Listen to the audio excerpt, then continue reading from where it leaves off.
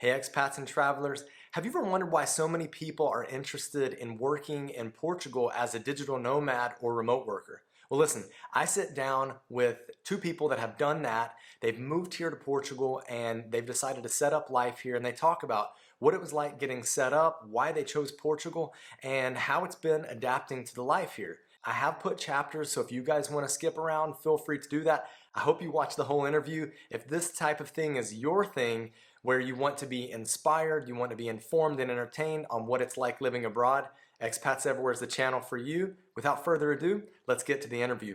We've been in Portugal for about a year and a half now. We moved here in February and have kind of gotten stuck, but can't complain about it. Before moving to Portugal, we were most recently living in California, in the San Francisco Bay Area. But in 2018, we decided to break our lease, sell our cars, get rid of all our stuff, and started our digital nomad journey. And how long was that journey? We did it for about 2 years. So the first year was really quick pace. We thought compared to traveling, visiting a place for like a week or two, a month would be plenty of time. So we were hopping around. I think the first 6 months we were doing 1 month per place, right? Yeah. Wow. So it was... It was crazy. I mean... It was fun. Yeah. In the planning mode, we're like, oh, 1 month is so long. Like, we've never spent a whole month in a place that we didn't live in. So we're like, yeah, it'd be great. And then... Like slow travel. Yeah, that was slow, right? Yeah.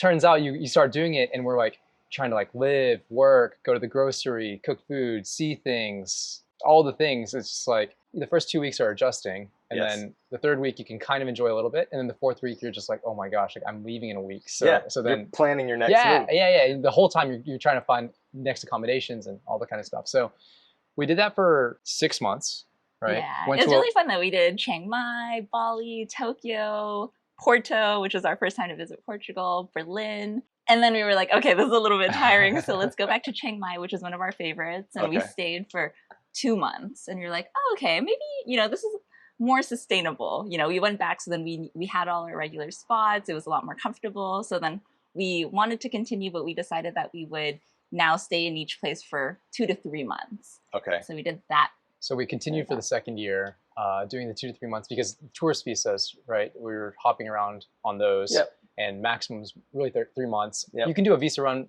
it's kind of like tricky. So we just did maximum 3 months in each place.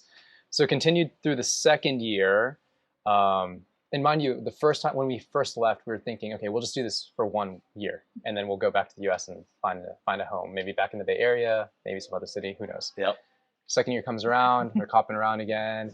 Comes to like summertime, and my parents are like, okay, so like, what are you guys gonna do now? I'm from Tennessee, so we went back to Tennessee to visit them for a couple weeks, and my sister got married in New York, so then they're like, oh, great, so it's been a year and a half, like, where are you guys gonna move? Yeah. Are you gonna continue to be homeless? Right.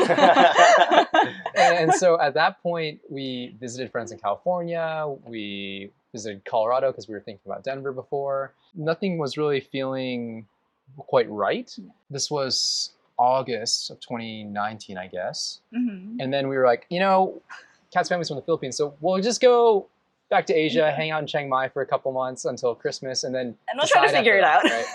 So when we went to Chiang Mai, I was really the one who was kind of feeling like, oh, like 3 months is still kind of short. I want to slow it down even more, maybe 6 months or 8 months in a place. Yep. But that gets trickier with visas. Yep. Oh my gosh, what do I do? So I'm like in Chiang Mai and I'm like Googling like, where can Americans stay longer term? Yeah. And you see all these like retirement visas pop up like in Thailand or whatnot, but you have an age minimum. And then I see the Portugal D7 and it's like, oh, like, it seems like we could qualify for this. There's no age minimum, and it seems like income from outside the country could potentially work. I ended up contacting a few law firms, and it's really funny because I got mixed reviews from everybody. Mm-hmm. Some people were just like, this is not going to work for you at all. You have to go for the entrepreneur visa. And then we found one agency that was like, actually, we've done this all the time for people just like you. Let's give it a shot. This was in 2019. This is in 2019. Yeah. Okay. And so when we heard that, he told me, I was in the Philippines at the time visiting my family. He just sent me some details. I read some blog posts. I was like, this sounds great. Like we really enjoyed our time in Porto. Part of me is like, I was really excited to like continue kind of like being. I think Kat was completely fine hopping around at 2 to 3 months. Okay. I think she could have continued. It was really the one that wanted to slow it down. It was me. So it's a fair because I like to cook. I want like a nice kitchen. I want like my stuff. You know, I want to like live in a place. And I think Kat was maybe still is interested in the novelty of the new experiences. Yeah, so it felt like a fair compromise. Like on the D7, we would have to stay in Portugal. The stay requirement is about like 6 to 8 months per year. That's right. That would give us access to explore more of Europe. So I was That's like, right. sounds great. Yeah, because last time we were in Europe, we hit the 3-month limit in the Schengen zone because we were in Porto, Berlin, and then we went to a wedding in Italy, and then we had to get out. You know? Yep. And so this time it's like, oh, well, with this Portugal thing, we stay 6 months in Portugal, but then we can spend as much time as we want in Europe too. So I was like, let's do it. Okay, let's apply. And we had, you know, there's not much to lose. You just fill out the application, do all the stuff, which of course takes time. The one thing that was really nice for us was I actually had a college friend who was living in Lisbon at the time, and he had an extra bedroom, and he owned the place, so we could get a lease through him super easily. Okay. And then everything else was, this was also before NIF and Bank were required. Yes. So it was like very easy for us to do at the time. And then so we did everything remotely. We were in Thailand, and we were only going to go through the US for like a couple of weeks or something. Like 2 weeks. To do the visa. To submit our application in DC at the VFS office. Yes. Okay. So we literally tried to do everything that we could remotely. Sure. We were in Thailand. FBI and background check as well? check this. So I don't think they actually allow this anymore, but at the time, we found one of these agencies. What are they called? Channelers? Yes. You know, we were initially prepared to get our fingerprints done at a police station and then mail the documents over. I've done that before. I actually emailed them, and they said that they accepted scans at the time. Oh, okay. So we did go to a police station in Chiang Mai, and at the time it's really funny because at the station you had all these Thai people getting their fingerprints on, but it's all the electronic system. Yep. And then so for us to bring in the papers and do the old school with ink, they just kind of look at us just like, what are you doing? What year is it? You know? Yes. And the lady's like, okay, like I'll take your money, like I'll bring you to the back, and then we go to the garage. She grabs her basically. ink pad and grabs our papers. Yeah. We just go to the back, and she just does our fingerprints in the back, and like, okay, it worked. And then so we scanned those and then sent them over to the US. So had that done very quickly. And then my mom and my sister who live in the States were kind of like our saviors, because they were the ones who received our background checks and then sent it to the apostling. Yes. All that kind of stuff. Getting our marriage certificates. So we got a lot of help on the ground in the United States. Family's so nice like that Totally. to facilitate that. Totally. But we couldn't have done it without them. We couldn't have done it without if them. they really wanted you to stay in the States, they wouldn't. Yeah, exactly. That's when we knew they really loved us. Yeah. Thanks, Mom, Dad, thank siblings. you. Yeah. Okay, so what were some of the challenges that you guys ran into as you got going on this process? Because it sounds like things went pretty smoothly. Yeah, it went pretty smoothly initially. Overall, it was pretty smooth. There were several moments where we just weren't clear on the requirements. Yes. Because many moments. Yeah, Yes. it feels. I mean, there isn't like as you know, having done the D7. Yes. There just isn't like an official list published by the government in terms of like Correct. what exactly is required. So then we were basically referencing different blog posts, watching YouTube videos, and talking to we're thankful that we had this immigration agency who then could answer our questions and help guide us through it. But yeah, there were a lot of moments where we were just like, let's just be conservative and like prepare as much. Like our documents of like bank statements, they were like this thick. We made like 3 copies of everything. We were just like, just in case. Yeah. Because you never know. It was a So when you stack. say the immigration office that you used or whatever, VFS. Sorry, the agency. The agency. So we hired an agent. We ended up hiring an agency okay. to help us out. And round about how much was that? It was about If you can remember. 1,000 1,000 euros per person, per person. something like that. Felt like it was worth it, or you could have DIY'd it yourself? DIY'd it yourself, of course. So Yeah. it's like half. For us, our situation was like we were in a hurry. Mhm. We only had like 2 weeks in the US. Mhm. And so we didn't have much room for error. Okay. And so the reason we were looking to pay someone, I mean, there's a range as well. Like a lot of the law firms were charging like way more money, like maybe 5K or more. I forget exactly what they quoted me. But basically I was like, I don't think we need like this full like white glove service. Yes. But doing DIY, I think there's a lot of things that we could do, but only if we really have the time to afford to like handle those errors, right? Sure. And since our situation was we didn't have that much time, we opted to hire someone to help us out and guide us through the process. Yep. That was pretty good. I would say that I don't know if it's their fault. It might also be because like the different offices in the United States have different interpretations of the rules. So so the requirements can be different. Yeah. So I guess like we were working with someone, but I still didn't have that much certainty around things. So that's why she's talking about like, just in case, we'd still provide extra, right? Yes. And so that was the little bit of overhead. So I'm still thankful that we did work with somebody to guide us through the process, because given if we had to try to DIY it and we only had those 2 weeks in the US, we wouldn't have been able to get it done. Right. I imagine we would have gotten rejected for some reason. Because you were doing most of it remotely. Yeah, Right. yeah, exactly. Okay, so If we were in the US, it would have been a different story. If we were like just had unlimited amounts of time and could tolerate rejections or weeks of delays or whatever it is, like that would have been a completely different story. yeah, so those were some of the challenges that you faced before you arrived, and then you arrive. That was what month? In February 2020. February 2020. 1, 2020, something like that, right? Yeah. So we're talking like just kind of pre, Just in time for COVID. craziness. How did you guys decide where to settle down? I mean, you had visited Porto, but you had this friend that had a rental agreement for you in Lisbon. Yeah. How did you decide where you wanted to land, and are you still there now? Sure. So I mean, obviously we're in Coimbra right now. Yeah. Right. And we just came from Porto, so we're no longer in Lisbon. So we flew into Lisbon. So we started out with a 6-month lease with him in Lisbon, mostly for the requirement for the visa. Yes. And for us, we had never been to Lisbon, so we were just like, well, let's give it a shot. Good friend of mine, so it would be pretty easy to live with him. So we got in, and we were kind of tired from the holidays, right? Because we came from Thailand, went to the US for like a little bit of time. It was super hectic because we went from New York, we went down to DC to submit the visa application, and then came back and then flew out. So we were just tired. So the first month we just stayed at home. Just like nested. We were like, And just, oh, like, it's so nice to have just, a like, home. Worked and then like kind of like lived, but didn't Yeah. really do any touristy things, didn't really explore the city. We're like, we got plenty of time. We're here for a long time, Yeah. like whatever.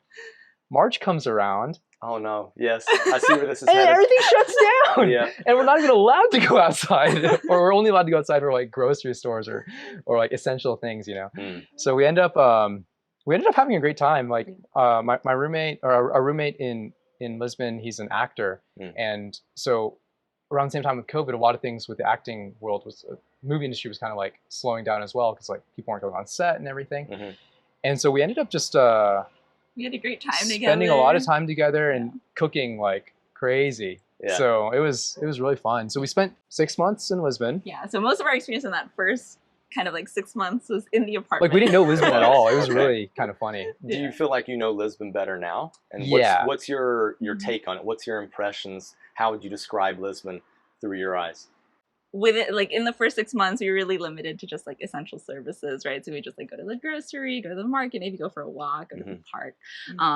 It's really different. Like I think our experience has generally been skewed. Like people tell us, not just in Lisbon, but in all of Portugal, that they're like, oh, this isn't what it's like in normal, quote unquote, normal times. Yes. So I'll just preface that. Yes. But generally, Lisbon's beautiful. There's like what I personally love about Lisbon is how walkable it is. Like you can just explore the city. We would just like walk for like hours on end and just explore the different neighborhoods. Each neighborhood has like its own character. It's quite big. So right after Lisbon, this kind of segues, we went to Porto, which is like the first city that we really liked in Portugal. And I personally love the size of Porto because it's like, 30 minutes, you can cover the city. It's smaller in scale, so it feels like one big neighborhood. Yes. And I love the feeling of like going into a new street and seeing like how the shops have changed, or like discovering new spots. Yeah, both cities are beautiful. We've spent, I'd say that's where we spent most of our time between the two. We did like Lisbon, summer in Porto, went back to Lisbon, did a little road trip down through the Alentejo and the Algarve, and then went back to Lisbon. So I can't keep track. We've which area do done you quite a lot prefer? in Portugal. Do you have like one place that you prefer, or are you just going to continue kind of being a bit nomadic in Portugal? Sure. I really like Lisbon actually as well. Yeah. It really reminds me of San Francisco. Like you have like the Golden Gate Bridge and then like the Bay Bridge almost, and then you have like all the hills. What I really love about Lisbon is you have all these lookout points called miraduros, and those are just super cool views of the city, and you can just hang out. It's just very, it's like a big city, but it's got like a chill vibe. Yeah. So I really like that. In terms of like where we'd stay, I don't know. We're not committed yet. We haven't committed to any. I think it's probably because we haven't committed to a place in a very long time, you know. So even for us with COVID, it's been funny. We just keep kind of like circling around Portugal, like different cities, and trying to explore as much as we can. As you said, we're nomadic within Portugal. Yeah. I mean, now we're thinking maybe go to the islands. Yeah, for a little bit at least to check it out. I mean, long term, I'm not sure because I don't know if you feel like disconnected if you're out there.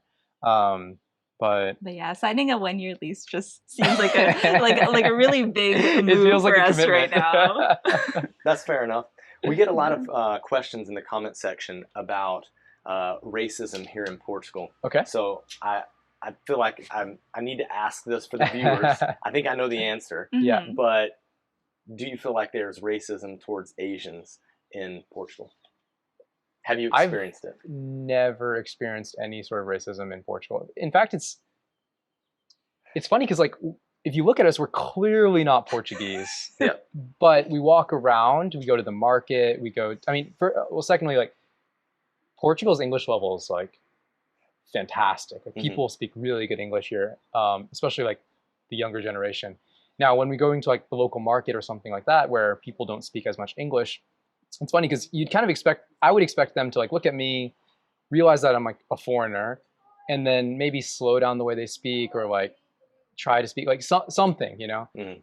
And it's amazing because they look at me, it's like they don't register that I look different, and they just like speak to me like I'm Portuguese, right? And expect me to respond like I'm Portuguese. And it's really nice actually because you don't feel different. Right. Or I don't feel different. Yeah. You know? I don't know. How's your experience? Yeah, generally people have been so kind and so warm. I haven't felt it. I only have like one experience of racism. The COVID? Yeah. Right. Like early on when COVID hit, it was like so unfortunate that the timing was so right that like exiting a shop, I sneezed. Okay. And I'm Asian. So then someone was like, COVID. No. This was like early on when like, you know, there was still a lot. It wasn't like, it was still early. They didn't know what it was. There's a lot of like, oh, it's from China. It's a virus from China. And it's happening in the US, but nothing, no news about cases in Portugal. Yeah. So that's like my one experience. But I'd say it definitely feels like more of like and it was more like a joking kind of thing, not like a really like racist. Yeah, it's not against like I wanted you. to cry or Yeah. Oh, well, okay, so you touched on going to the market and having people speak Portuguese to you. How's your Portuguese? You know, I think we're food fluent. Yeah, that's what we always joke. I think that's Heading to cafes, restaurants, bars, cafes, butchers, bars, butcher, fish shops, fruit. Nice. We can handle it all. Yeah. You know, it's really funny because we haven't like taken Portuguese classes or anything, but we've like learned a decent amount. Like people on the train today, people think I speak Portuguese, and I can speak in my lane, you know. Yep. And if they like ask another question, it's like okay, like that was not part of my 20 words that I know, you know. But it was really fun, like going to the butcher or going to these produce people like markets. It's like we learned all the names of the different fruits and vegetables. We learned the names of the different meats, the different cuts. You know, different cooking methods. Okay. How to I don't know that vocabulary. How to say like, you know, like half a kilo is like medio kilo, and then I'm like, how do you say like a quarter of a kilo, right? Yeah. And then I realized people actually just go to grams at that point. They just say 250 grams. I'm like, got it. You know, so you like unlock these things, or the fish has been really fun recently. Like we've been learning how to different types of fish. We've learned all the different types of fish, but also like how to prepare it. Like, do you want it descaled? Do you want it how to remove the insides, like tirar as tripas. Yeah, to take out the guts. Yeah, to take out the, yeah. So we're okay in those contexts. Anything outside though, we'll go to English. We'll get there eventually. We'll get there. We're getting there. Yeah. Okay, that's awesome. But you guys haven't studied it. It's just going on the streets. And okay. I mean, there was maybe a few weeks where we were like self-studying, like after lunch, going to websites and like trying to learn the conjugations and stuff. So I know some Spanish, so I have some background in this kind of language. I thought it was going to be a lot easier to switch actually, but that hasn't been the case. So we did a little bit of like deliberate like self-studying, Yeah, but that's like how we learn the cooking methods and Yeah. stuff. it's mostly been with like people who have been teaching us, and we'll kind of like learn like a word or a phrase at a time. Yeah. And then That's kind of good. like roll with it. Yeah, and that's what's so awesome, right? Like when there's some shops that we frequent, like our vegetable lady or like our butcher, and then once you build that relationship, they like love when you like try to speak and they'll like teach us new things. Yeah. So yeah. Well, you guys have traveled a lot, and you seem to be really bubbly when you talk about Portugal. So Yeah. what are some other things that you love about being here in Portugal? Yeah. Oh, so many things. I mean, look at this weather. Yeah. The weather's awesome. It's so beautiful. It's easy to get around. Like there's so much to see in the country. Mm. The people are so nice. The Portugal's produce great. is excellent. We love cooking and eating. So. Yeah. If you like to cook, this is the best place I've been to, Is it? because I mean, when else do you get to go to these fresh markets where all the stuff is like mostly from Portugal, super fresh. You can go to the butcher and you can say like, I want whatever I want, and I can have it cut, prepared. Like our butcher in Lisbon, it's like, oh, I want this meat ground, and they're like, okay, how many times do you want us to run it through the machine? Okay. You know, or like, which cuts do you want? Like, do you want more fat? Do you want, it's like you have so much flexibility. Customization. Yeah. Yeah. That like you can only do this kind of stuff in the US if you're going to these like super fancy places and getting custom stuff, like, which I don't know. And it would cost like 3 times the price. Yeah. So we just never went, and we're going to like Costco or Safeway or whatever and just buying whatever's off the shelf. It's just like a completely different experience. Yeah. We have like relationships with the vendors, because a lot of the shops here, I mean, of course there's like the big box stores in Portugal, but Portugal is like, I don't know, it still has a lot of the old school kind of vibes, like still old European. Yeah, and loads of small businesses run by the owners, and so it feels special to go to those types of places and like build that kind of relationship and be able to support them. Yeah, which is really cool too. Totally. Yeah, the weather's good. The people are very nice, and we've been all over, not just the major cities, and everywhere. People have been super friendly and kind to us. We're digital nomads, so internet's really fast. Yeah, like, which is no complaints there. Yeah. So how do you guys feel that you have now kind of brought some normalcy, if I can use that word, some normalcy to life here in Portugal compared to what you had in the States, or even while you were kind of doing your digital nomad thing in Asia? Yeah. I personally love it, and it's like exactly what I was looking for. Okay. I mean, maybe I would prefer to stay in places longer, even to have a nice big, what they call American kitchen here. Because a lot of the Portuguese kitchens are kind of like small, or maybe like in a separate room. And, you know, maybe it's the American in us where it's like, we want the big open kitchen, which like extends to the dining room and this and that. So that's the kind of living space that I prefer to be in. But when we're hopping around doing like short-term things, it's harder to get. It's hard to find that in Airbnbs. Exactly. A lot of times. Exactly. Or you just pay. Or you pay a lot more. Top dollar. Yeah, exactly. Yeah. Which is obviously ready to sign a 12-month lease. Yeah. I just need to get her. I just need to convince her. Or buy a house. Or buy a house. Like whatever. I'm open to being creative on how we solve this problem. Fair enough. But it's definitely starting to feel like home. Like even though we haven't had like a permanent place in this past year and a half, and we've been hopping around different cities, different apartments. Like I think we've lived in like, I don't know, more than 5 places in the past year and a half. Certain cities definitely feel familiar already. Like our neighborhood in Lisbon, where we've stayed in Porto like the 2 different times. Yeah, it's nice to just, you know, be able to arrive in a city and have your spots, like have those vendors and have those friends that you say hi to on the street, and like awesome. you know, go to your favorite restaurants and bars. We went back to Lisbon last week to visit our friend. He was back in town for a couple of days, and I went to the market, and I know we know everyone in the market, so they're all like, "Oh, how's it going? Like, how long are you here?" And it's brilliant. You know, it was like I didn't go with him, and he was telling me like, "Oh, they were looking for me." Like, where's Kat? You know, it was really nice. That is nice.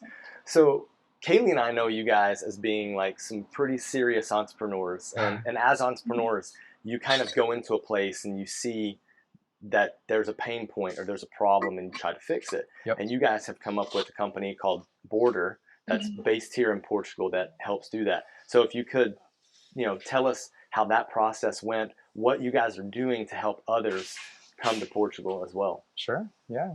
Do you want to take this Yeah, one? sure. That's a fun one. So yeah, Richard and I have been working together for over 5 years now. Our main business pre-Bordr, so we'll get to that a little bit later because Bordr has grown to be this exciting thing. But anyway, we were mainly running a web design business, and that's what allowed us to be nomadic because we wouldn't really meet with our clients. We could travel, bring it anywhere, and then that was like full time for the first few years, but then eventually became a little bit more part time. And we love like kind of like spinning up new ideas, trying new, looking for opportunities, just experimenting. So I would say that like, let's say the web design business called Design Stack was part time, and then we would just like run different experiments and try other things half of the time. For the past 2-3 years, right? 2-3 years. Yeah, just constantly trying new things. I mean, obviously, there's a reason we're only talking about one of them because this Bordr is the one that's started to work out over the other ones. But I think that's more of the perspective here is like, we just love making new things, spotting opportunities, testing it out, see if people like it. For the most part, people didn't, or not enough people liked it. And so we'd like spin it down and then kind of like move on, So with Bordr, it was kind of a similar thing. Like we had gone through the whole D7 process. We're like, man, that was certainly not easy, and we paid somebody, Right. And it's like, particularly the NIF thing, because we actually had friends moving to Portugal, and they were going to do the D7. They were in the States, so they had time, so they were planning to DIY it. But at that time, the rules had already changed, and they needed a NIF beforehand. And they were asking for our advice. But what actually happened to us, right? I think Richard touched on it earlier, was that we didn't need a NIF or a bank account at the time of our visa application. Okay. So they said that you can get your NIF and bank account once you get your visa in preparation for your SEF appointment. That's the only time you need to show it. That's right. So then we were like, okay, cool. We have a few months in Portugal. We'll figure it out then. So I also remember reading a blog post. I was like, oh, I remember seeing someone write something like, you can just get your NIF in person easily. Yeah, no appointment necessary. Like, okay, like, we're still trying to save money, so let's do that. Let's DIY it. And then so we get to Portugal, COVID, everything's shut down, whatever. And then I find out later, 6 months later, right before our SEF appointment, because it had gotten pushed back as well, I was like, I go back to that blog post, and then I scroll to the bottom, and it's like, only applies to EU citizens. Anyone not from the EU, you need a fiscal representative. Yeah. I'm like, who's a fiscal representative? What does that even mean? What does that mean? So what does that mean? So basically it's for non-tax residents of Portugal, you need to have somebody in Portugal who's a tax resident who basically ensures that you receive any notifications from the tax office. Yep. And so if you're not in Portugal yet and you're not an EU citizen, you need to elect a tax representative to be that person. And basically, their primary responsibility is to like collect your mail from the tax office and forward it to you. Yep. They can do a bunch of other things as well and act on your behalf for certain things. But for the purposes of the NIF, that's really what you need. And then when you come to Portugal and become a tax resident yourself, you no longer need a separate fiscal representative. You can be your own fiscal representative. Right, because you're here. Because you're here and you can receive your own mail. Yeah. Excellent. So when we found that out, we were like, oh, okay, we need a fiscal representative. Where do we find a fiscal? What's a fiscal representative? How does one find a fiscal representative? And where are they? Yeah. So then we go to these Facebook groups. There are a few that are like big and popular that have been super helpful as we've navigated this journey of completing our D7 process. And we're like searching the history for a NIF or fiscal representatives. And we just see these long threads of like someone saying, hey, how do I get a NIF? And all these random comments saying like, me, I'll help you. Right. I use this person. It still happens. Or like DM that person, DM that person. And for us, like, we're like, this is crazy. Like we build websites like there should be an easier way to do this. And so after we had gotten our NIFs, we actually ended up using the agency that we worked with to do it. And then afterwards, we were just like, well, we could just run a simple experiment. What if we just build a website to collect the orders from people who need to get a NIF? Because we know everyone who's coming to Portugal needs a NIF. And then we just dispatch the work to our agency or a law firm or whoever it is on the other side. And we're just kind of like an in-between. That way people don't need to search and find their own fiscal representative. Yeah, and you have all the information there. It's transparent. The pricing is there. Because a lot of these people, it's like, oh, message this person. But it's like, I really just want to know how much it costs and how long it takes. Yeah, and the prices And what do you need? range. You know, we've heard NIFs being offered, like, you could get a NIF for 50 euros or like 500, 1,000 euros, which is bananas. We have seen that. Yeah. So you guys saw the NIFs being an issue, and then some rules changed, and then bank accounts became a thing that people needed to have before applying. Exactly. And you guys saw that as an issue that you could fix. Yeah. I mean, after we started doing the NIF service and it was starting to pick up, we started getting all these support emails saying like, guys, I got the NIF so that I can open a bank account. And I'm like, how am I going to open a bank account? Like, it can't be that hard, right? Like, how hard could it be? So I think one, and you guys have been part of this journey because, you know, we partnered with you guys early on because you work, you know, a lot of your audience are doing the D7 or trying to move to Portugal. And so we were like, Kathleen, Richard, get bank accounts. We need them. Our people need them. So we were like, we're on it. Let's do it. So then we do some research. We reach out to a bunch of banks. And surprisingly, it was very, very difficult to find a bank to work with who would be open to opening accounts for foreigners who weren't in the country yet. So that was like its whole own process. And then once you were able to find a partner to work with, then it was a matter of like figuring out the process. And, you know, for us, I think one thing that's really important to us is being able to facilitate and like communicate the process and expectations and how things work to our customers so that they know what they're getting into. Because, you know, if we were signing up for any service like this and we're moving to a new country, that's what we would want as well. And so, figuring that out was this whole thing. I think it took about 3 months in total. You should have seen her. She was calling banks every day for like a week. Just her work ethic is superb. Like, how do you say it? Fala inglês? Falas English. Do you speak English? Yeah. And they're like, no. And I'm like, obrigada. Try another break. Yeah, and she just keeps going. And I'm looking at this as like, I would stop already. I'm just like, Josh, we couldn't do it. It wasn't possible. And then they give you a glimpse of hope. They're like, yes, email me. And then I email them the details, and they're like, actually, no, we can't do it. And I'm like, it's okay. You know, there's got to be someone because they're golden. You know, there are people who. Like golden visa investors, for example, like our friend, like I think he didn't. He ended up coming in person. He ended up coming, but I'm like, you know, people must do this. There must be a way, and we're gonna find it out. And thankfully, well, you guys found a way. And then what's next? You guys have some plans on what's next. Would you like to share?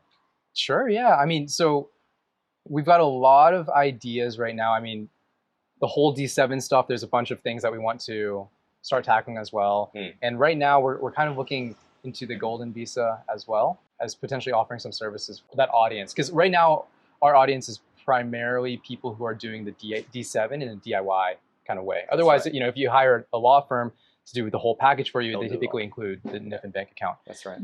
So we have been speaking with some people.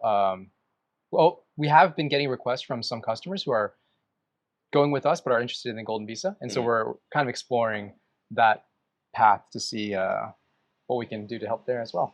Okay.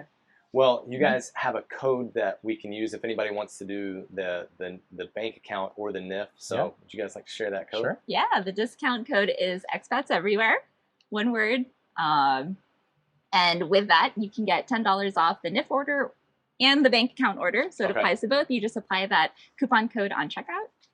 And thank you guys for that. I have one more question for you. Sure. So at Expats Everywhere, we believe that living abroad transforms lives. How has living abroad transformed your life? I have my answer. That's a wonderful question. Deep. I definitely agree. That is a really deep question. For me, living abroad just really like widens your perspective on the world. You get to see how different people live, how different cultures are, and like learn how to adapt. And it basically just like makes you feel like part of, I don't know, I guess I feel like through living abroad in many different countries, also having like I was like born in the US, grew up in the Philippines, moved to the US after college, and then did this whole digital nomad thing. Exposes you to different cultures and makes you feel similar. It's like you see that like there's so many, like things are so different, you know, like outside of your realm of comfort or what you're used to at that moment in time. And so despite the irony is that with things being so different, it's like we're all actually really similar. Mm-hmm. Yeah. Our differences don't separate us, but our similarities actually bring us together. Is that That's right? a way better way of saying that. Okay. Yes. Got it. Well done. Well done. Well done. What do you For think, me, Richard? I became a lot more patient, and I guess like I think in the U.S. when you're accustomed to your life and the pace and just like you have expectations, Mhm. and if things aren't done in the way that you want them to be done, or people taking too long, or there's a delay, you can get frustrated and upset. And I think now that we've spent so much time in so many different countries, it's like you just kind of roll with it. You know, Yeah. as we've talked about, it is what it is, and you It is what it is. you just take it, or you can stop and you can go back to the comfort of living in the U.S. where you have Amazon Prime, get the thing today, you know, which you don't have here. but like, I mean, I've learned maybe it's just about maybe lowering my expectations and just not. I guess like when things happen, I just don't get so frustrated, and I think generally, I don't know, it just made life a lot more fun. Generally, it's like most days I'm like, this is great, you know, and not always like, oh, like I have this expectation that things need to be on point, and so most days you're actually upset and disappointed. Right. So yeah, maybe that's what I learned. Nice. Richard and Kathleen, thank you guys so much for joining Expats Everywhere. If you guys want to check out other interviews and other perspectives about living in Portugal, click this playlist right here. Now let's get moving. Bye.